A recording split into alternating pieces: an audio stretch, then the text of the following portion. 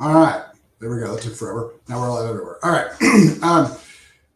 All right. So for those of you who don't know, I'm Dr. Chalmers. I am a detox specialist. Uh, I designed natural supplements that detox deliver to the point where it completely blocks hangovers.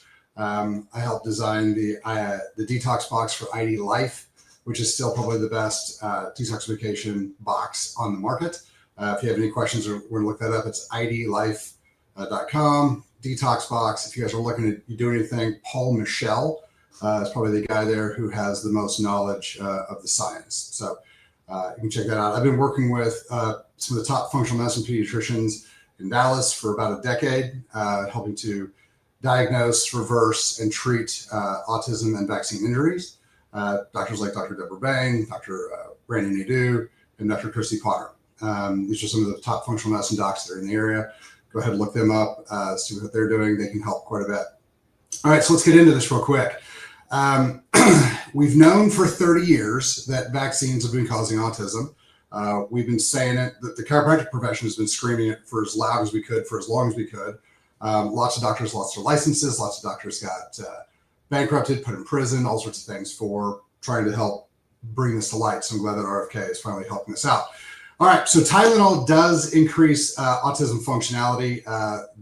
That's what the research is showing. That's what all the tests have been showing. It does increase permeability to the brain. So it does help kind of weaken the blood-brain barrier, allowing things to get in, but that's not really the big issue. The big issue with Tylenol is it radically decreases a nutrient called glutathione. Glutathione is like your master detoxificator. It's the one that cleans up everything in the body. Its purpose, its design, the reason we have it is to clean the body and detox things out like heavy metals and all the other trash. So when we take a product that radically decreases your body's defense to things like this, you're obviously going to have worse and worse problems. So yeah, the idea of taking Tylenol would be a horrible plan if you're going to vaccinate at all. I wouldn't take Tylenol if you're pregnant for any reason because of this decrease in glutathione. So one of the things we all have to understand is that the chemical insults that are coming at both mama and baby are not just vaccines. Vaccines are a giant part of this, but all the trash in the food, water, and the air is big time. Now remember, one of the major reasons we're getting autism is because of a lack of nutrients. It's a lack of glutathione. So what you have to recognize is that if the mama isn't getting the nutrients that she requires for her body to function the way it's supposed to, then the baby's not going to have that stuff either. It's just do you have the chemistry to build the thing you're trying to build? One of the things you can do to radically increase glutathione is increasing N-acetylcysteine, or NAC. NAC helps the body create what's called interstitial glutathione, which is how the body actually detoxifies. The gut needs to be clean for this. So you got to clear out the parasites, you got to clear out the yeast. You have to then feed the liver high doses of methylated B vitamins. Now, let's talk about B vitamins for a second. So this new drug that they're pushing for helping with autism is folic acid. Yeah, folic acid is fantastic. It's great. Here's the biggest issue with this. If you have low nutrient density, folic acid isn't going to help you. If you're one of the 40% of our population who has MTHFR or methyltransferase reduction issues, it's not going to help you at all. In fact, it could be more harmful. What you actually need is L-methyl tetrahydrofolate, which is the most reduced, most methylated form of folic acid. The MTHFR gene deletion will make it hard or impossible for your body to create in-chain B vitamins, specifically in-chain folic acid, that you're required to build, regenerate, and heal the brain. I also have a specialty in neurology, and I do a lot of work with traumatic brain injury. I do a lot of work with concussions and things like that. When we're rebuilding the brain, there's a couple of things we have to have. We have to create a higher drive for what's called ATP, which is the chemical the body actually runs on. So you're looking at things like CoQ10. You're looking at things like NAC to clean up the debris. You're looking at making sure that the body has clean fuel sources that are permanent. This is going to be a higher fat diet. You're going to strip all the sugars out, especially processed sugars. Processed sugars are highly inflammatory. Now, here's the other problem. If you're looking at babies when they're getting vaccinated, you got to look at their food. Their food is trash. It's full of high fructose corn syrup. It's full of dyes. It's full of all sorts of chemicals. So not only are we weakening the baby's defense function, we're then pushing toxic chemicals into it as a form of food and then we're injecting things that are highly inflammatory to the brain. So this is the whole cacophony of things we've got to start working on. We have to clean mama so that she has a clean, healthy body, so that she can then have all the nutrients required to then build baby. This is one of those easy things. If you're going to bake a cake, and it takes flour, water, sweetener, and eggs, and you don't have any eggs, you can't bake a cake. So if you don't have all the nutrients required to help build a healthy baby, you're not going to build a healthy baby. And then when it gets an insult like a vaccine or anything else, the damage is substantially higher because we need to start detoxing these things out.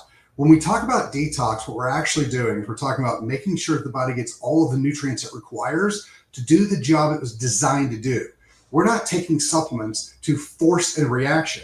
What we're doing is we're taking supplements that are designed to feed the body, like methylated B vitamins. And what will end up happening is that when the body has all the things it was designed to have, it can then do the job it was designed to do. So getting these nutrients in is hypercritical to long-term function. So if you do have vaccine injured children, the number one thing we got to do is we got to get oxygen to the brain. We've got to get radically increased fat. So omega-3 fatty acids are going to be a big one. We got to get, cleaning it up. So we use a product called Cellular Restore it's on the Pillars Wellness website store. It has CoQ10, which is critical for production of ATP, but CoQ10 also really helps denature free radicals, which is one of the major things that's causing problems in these kids' heads and in everybody else's bodies. And then it has N-acetylcysteine or NAC in it. So make sure you're getting that in. The other big thing we want to bring in is D3. D3 is going to radically increase the body's ability to transfer all these minerals, all these nutrients all over the body. One of the things we see is radically diminished in babies is minerals, specifically iodine, selenium, things like that, copper. So these things are really, really important that mama, when she's pregnant, starts taking these nutrients so we can make sure that all the shortcomings in our food are dealt with. So that's the other thing. If you Google nutrient density in food, in the US today versus 20, 30 years ago, what you're going to find is that our food nutrients is way, way down. And so if we really want to start pushing back against the autism, we want to start pushing back against ADD and all of these neurologic development issues, gut issues, we're going to have to start making sure that mama gets all of the nutrients that she needs so that she can clean the body out and then has a reserve so that her body's healthy and that we can feed the developing baby as well. So this is a much bigger issue than just what are we doing with Tylenol. As I'm sure many of you were sitting there thinking, this can't just be Tylenol and can't just be vaccines. Well, that might be 60, 70% of it. The fact that a lot of these people are missing nutrients is the real issue that the bodies can't do the job they were designed to do. So that's going to be a big piece of it. So make sure you guys are getting that in. Now, I have to be careful how I say this because the medical system is still suing people for helping people. If you are looking at potential other things, BPC 157 and TB 500 would be the two things I would look at very closely. Next would be GHK copper peptides. These are all three are peptides. So here's the cool thing. We've been known for a long time that the gut is the major functional issue where we have lots of problems when we have autism. Well, BPC 157 is derived from a gastric enzyme that is in your body already that has been wildly beneficial at helping lay down repair structure, but it also makes your body more sensitive to human growth hormone. Human growth hormone is the way we regenerate, heal, and repair. So in babies, it's the biggest one because we don't have a lot of testosterone to functional help with. So we want to make sure that we have all the sensitivity to this human growth hormone to regenerate and heal. But it also helps, it is one of the best things for gut and for brain. When we work in traumatic brain injury, when we work in concussion, things like that, these are the peptides that we always want to look at as a possible function. If you want to get them and use them, that's kind of up to you. Those are really, really, really important in helping regenerate, heal, and restore function. So I would definitely take a look at those as far as bringing in nutrients to help heal and regenerate and repair both mama and baby. So those are some of the things that I would immediately start getting in.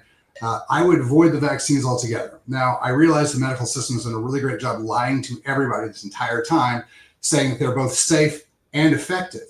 Guys, there's never been a research study that shows that they're safe. There's also never been a research study showing they're effective. How many times have you heard of somebody getting the flu shot and then getting the flu? How many times were we told COVID vaccines are going to stop the COVID thing 100%? They didn't stop it at all. They didn't even slow it down. So there is no research showing that any of these vaccines that we're giving the kids are effective at all. Now, they might be, but we have no research proving that. In fact, what we do know is that when we look at, for instance, the polio, everything that was slightly paralytic, from other viruses, bacteria, to everything, parasitic infections that cause paralysis, was diagnosed as polio before the vaccine. So there's also that piece. So I would be very, very cautious about taking any vaccine until we have both safety and efficacy studies. Because if they're very, very dangerous and they only kind of give you 5 or 6% coverage, I wouldn't worry about it. Here's the other thing. You've also been lied to repeatedly about how bad these diseases are. Measles is not going to kill your kids. 3 in 1,000 people die when they get the measles, and they die from dehydration and pneumonia. They don't die from the measles. So you've been lied to about that. Chickenpox doesn't kill people, and it doesn't make everybody sterile. You've been lied to about that. So Hep B isn't that thing that we need to worry that much about, because not a lot of kids are going to be having a lot of sex and taking IV drug use. So again, if mama doesn't have Hep B, there's zero reason to give it to baby. We've known this the entire time, and yet it's been done, and it's been done because they're trying to increase chronic disease and chronic illness so that they can then come back and charge you for it for the rest of your life. They're poisoning children. This is the medical system with the medical doctors. The medical system is poisoning children to create long-term chronic disease that they can then come back and charge you for the rest of your life. That's what's going on. That's why they didn't want the research done. That's why they didn't want anybody asking any questions. And that's why this whole thing should really, really, really make us take a second look at the way we do healthcare in this country. So that's kind of where we're at with it. I'm sure you guys have lots and lots of questions. If you do, I would reach out to any of the docs I mentioned, Dr. Christy Potter, Dr. Deborah Bain. Dr. Deborah Bain just wrote a book about this. Dr. Randy Nadeau. These are all phenomenal docs. They'll be able to help you. If you have questions about any of the other things we talked about, get a hold of us, pillarsofwellness.com. Share this video with as many people as you can, because there's a lot of stuff in here that people are not aware of. People are thinking that this new drug, which is folic acid, is going to help everybody. 40% of the people is probably not going to do any good for.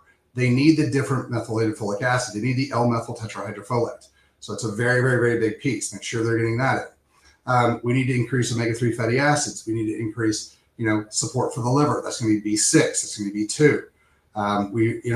Increasing the glutathione with NAC. These are all things. We can bring up the CoQ10 so we get production of more ATP. These are all things that are extremely important. And I don't know if people are going to get the information out. So I would start looking at that. But here's the other big thing. Yeah, vaccines are bad. Yeah, Tylenol is not good for babies and we shouldn't be taking it. But here's the key that no one's talking about. If we don't start taking care of the mamas and detoxing and filling them with nutrients, we're always going to have sick kids.